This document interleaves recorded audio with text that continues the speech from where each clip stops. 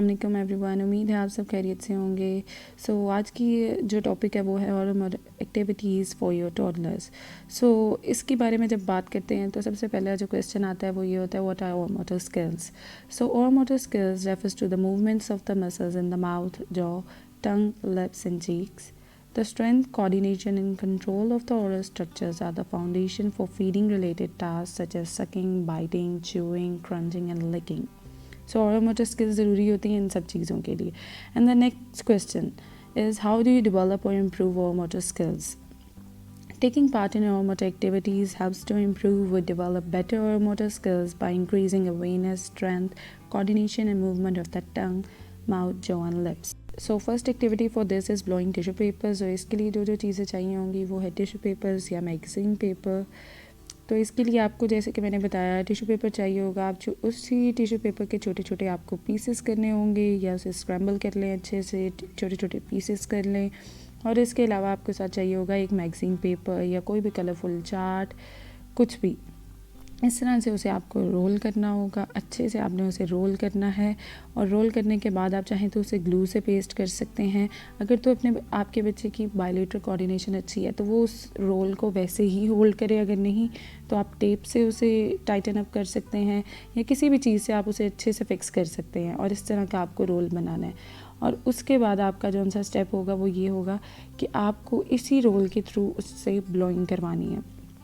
ये बहुत पहला स्टेप होगा जो कि बच्चा ईज़िली कर लेगा और उसको कोई इसमें मुश्किल नहीं आएगी। तो ये फर्स्ट स्टेप होगा जब आप ओरल मोटर एक्टिविटीज़ इंट्रोड्यूस करवाना शुरू करेंगे for better oral motor skills. इसके बाद जो दूसरी एक्टिविटी है वो है ब्लोइंग बबल्स।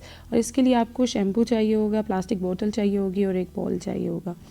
तो प्लास्टिक बोतल को आपको इस तरह कट करना होगा। आप ये इजीली कट कर सकेंगे, आप इजीली नाइफ़ के साथ, ये बहुत आसानी से कट हो जाएगा। आप इस तरह से कट कर लेंगे।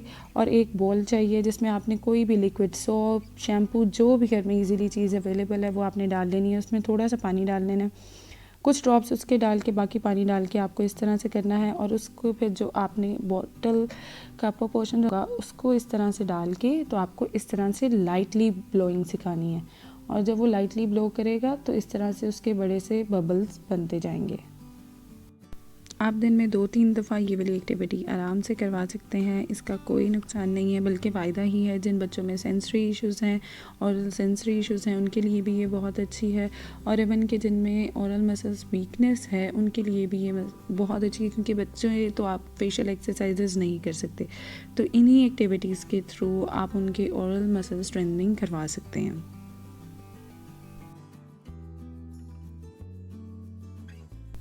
Third activity is blow the snake. और इसके लिए आपको चाहिए होंगे पेपर, स्ट्रॉज और सेफ्टी सीजर्स। कोशिश कीजिए कि जो उनसे आप पेपर्स यूज़ कर रहे हैं वो कलरफुल पेजेस हों। और इसके साथ ही आपको चाहिए होगी सेफ्टी सीजर्स। और सेफ्टी सीजर्स से आपने करना ये है कि आपने लॉन्ग स्ट्रिप्स, इसी जो सा आपने कलर पेज लिया होगा उसकी आपने लॉन्ग स्ट्रिप्स इस तरह से कट कर लेनी है। आप मैगज़ीन पेपर्स भी यूज़ कर सकते हैं, कलर्ड पेजेस भी यूज़ कर सकते हैं, सिंपल वाइट पेजेस भी यूज़ कर सकते हैं। यहाँ पे मैंने लिए हैं एक मैगज़ीन पेपर यूज़ किया और एक simple coloured orange coloured page use किया है। तो आपने करना ये है कि उसको इस तरह से ज़िगज़ैग प्रेसिंग करनी है। बच्चे को ही सिखाना है ताकि उससे उसकी बायलेटरल कोऑर्डिनेशन भी बेटर हो। इस तरह से ज़िगज़ैग जब प्रेसिंग कर लेंगे, पूरी स्ट्रिप को अच्छे से ज़िगज़ैग प्रेसिंग कर लेनी है। आप चाहें तो इसको बनाने के, इसको अच्छे से पेंट कर सकते हैं, चाहें तो कलर कर सकते हैं, कुछ भी अच्छे से अट्रैक्टिव बनाने के लिए आप ऊपर स्टिकर्स लगा सकते हैं, आप कुछ भी। और उसके बाद जब आप ज़िगज़ैग इस तरह प्रेसिंग करके तो इसे ओपन करेंगे तो ये कुछ इस तरह से ज़िगज़ैग शेप आएगी ओपन करने के बाद। और इसको आप इस तरह से स्नेक की शेप दे सकते हैं। और इसी तरह आप 2-3 स्ट्रिप्स इसी तरह से रेडी कर लें, इस तरह से स्नेक की। और एक आप स्ट्रॉ ले लें, अच्छा सा स्ट्रॉ लेने के बाद उसको इस स्ट्रॉ में से आप ब्लोइंग करना सिखाएंगे। इधर मेरे पास ज़रा मोटा वाला स्ट्रॉ अवेलेबल था तो ये वाला बेटर है अगर ये मिल जाए। अगर नहीं मिल रहा है, अगर आपको वो नैरो स्ट्रॉ मिलता है तो वो भी ठीक है, आप वो वाला स्ट्रॉ भी यूज़ कर सकते हैं ईज़िली। इस तरह से आपने ब्लोइंग सिखानी है उसे कि वो ईज़ी ब्लो करे और इस तरह से ये पूरी एक्टिविटी कर ले।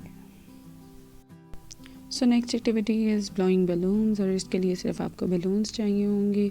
आपने बलून देने अपने बच्चे को। जब उसकी स्ट्रॉ के साथ ब्लोइंग अच्छे से अचीव हो गई है, बबल्स ब्लोइंग अच्छे से अचीव हो गई है, तो नेक्स्ट स्टेप होगा, बहुत बाद में ये स्टेप आएगा कि बलून ब्लो करने का। और इसके लिए आपने सबसे ज़्यादा पहले ये चीज़ इम्पॉर्टेंट है कि आपने कभी भी उसे ब्लो करने के लिए जब बलून देना है तो बहुत छोटे साइज़ का नहीं देना है। जितने बड़े साइज़ का बलून होगा उतना ब्लो करना ईजी होगा।